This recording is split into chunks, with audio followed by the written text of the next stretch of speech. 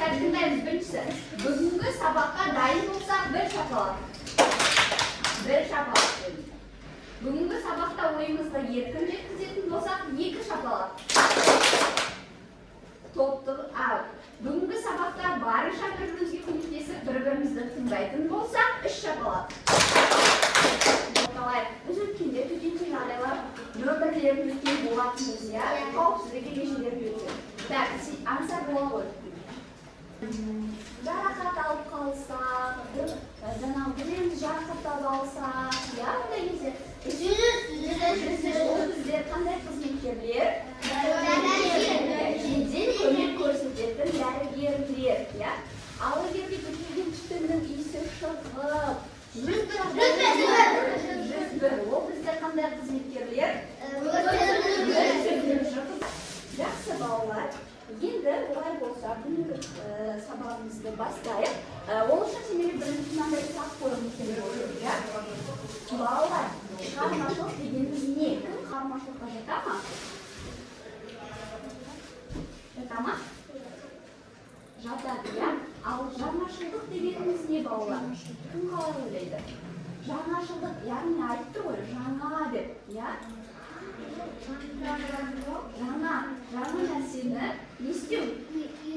Ойлап табу, үйрену, салатын болсақ, немесе ән айтып сондай дүниелермен айналысатын болсақ, ол бізде шығармашылық екен баламыз. Балалар, мынау не? Кім айтады? Ол бізде жасанды интеллект арқылы жасалған суреттер, иә? Мысалы, мына жақта аспанда көлік не істеп жатыр? Ұшып жатыр. Бізде ұшатын көлік бар ма, балалар? Жоқ, иә? Ол біз үшін алдағы егер ойлап шығып жаңадан шығып жатыр, жаңа нәрсе болады, иә? Ал мынаны неге ойлайсыңдар? Өздерің ойларыңды еркін айта беріңдер, балалар. Сумка.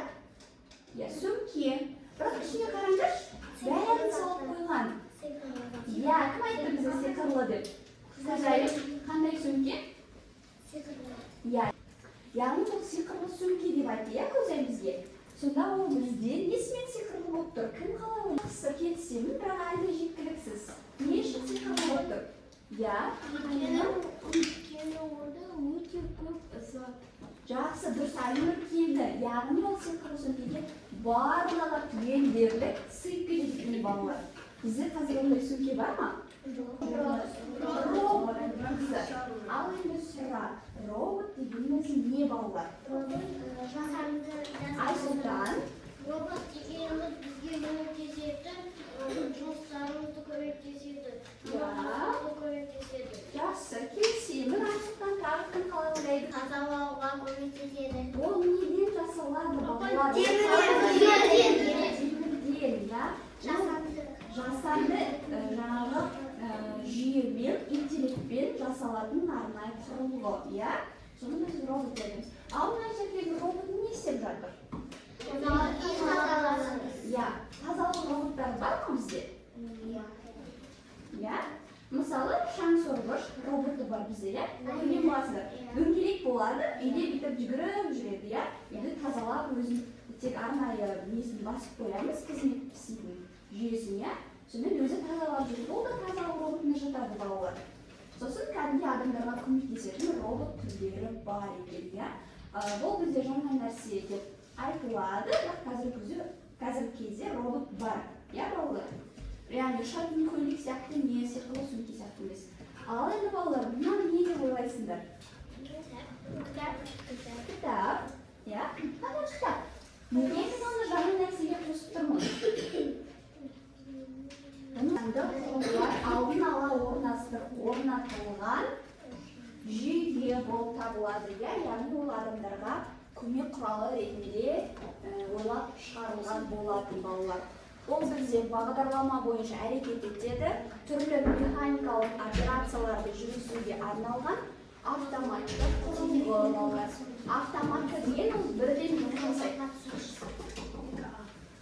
Балалар, енді айтыңдаршы, егер біз өмірімізде тек қана робот пайдаланатын болсақ, өмірде не болады? Иә, көзайым тұрып айтшы. Иә, өзімізде Сонда жасалмай қаламыз. Анашымызға көмектесе алмаймыз. Яғни балалар тек қана робот басқарып кетсе болмайды. Адам өзіне берген қабілеттен сайын қалуы мүмкін. Ал робот болса оның орнын басып алуы мүмкін. Иә?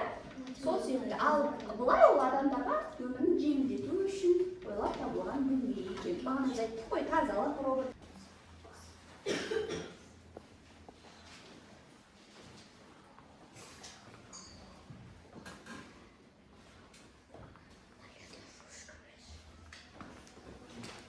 Қиялдан басталады. Оларды бірге қолдансақ, табысты өмірге бірге Азамат келе оқып жер тақтаға шығып.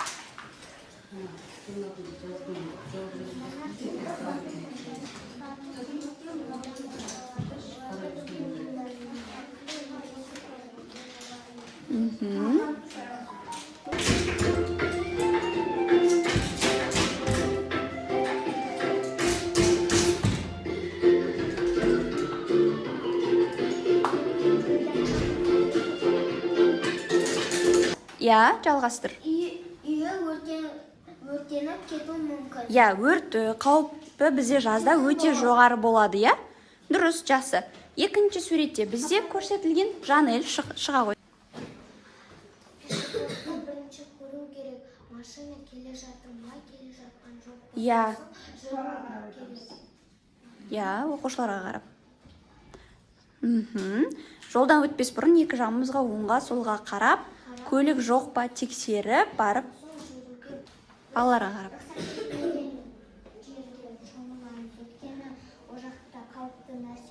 Шомылады. Судың деңгейіне қарамастан судағы қауіпсіздік ережелерін сақтау керек. Тыйым салынған жерлерде шомылмаңыз. Белгісіз тереңдікке секіруге болмайды. Қоршау белгілері мен бұйылардан тысқары аумаққа шықпаңыз. Мас күйде суға түсуге болмайды. Моторлы қайықтар мен катерлерге жақын жерде жүзуге болмайды. Балаларды қараусыз қалдырмаңыз. Естеріңізде сақтаңыздар. Су айдындарында қауіпсіздік шараларын сақтамау қайғылы жағдайға ұшыратуы мүмкін. Жер сілкінісі кезінде терезенің алдына барып, тұра беру қауіпсіздіктір. Ол олай емес, яғни бұл дұрыс, я? Ол қауіпті жердің бірі. Я? Терезедегі әйнектерден шытынап сынып кетеді. Яғни баладан қауіпті төнеді. Я, бізге қауіп төнеді. Кеттік, ары қарай. Жер сілкінісі кезінде жарақат алған адамдарға жәрдемдесу. Я, дұрыс, бір-бірімізге қолдау білдіру. Я, біреулер жылап қалуы мүмкін, біртүрлі болып қалуы мүмкін, сондай кезде қолдау білдірген дұрыс.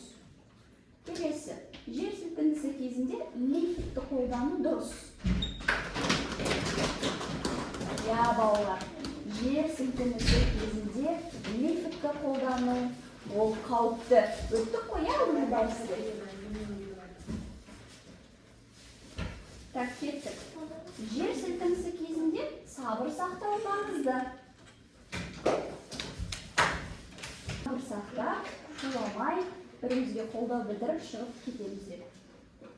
Жер сілкінісінен кейін үйде газдың иісі шықса да, түтін білінсе де сезсек те, мән бермей отыра беру.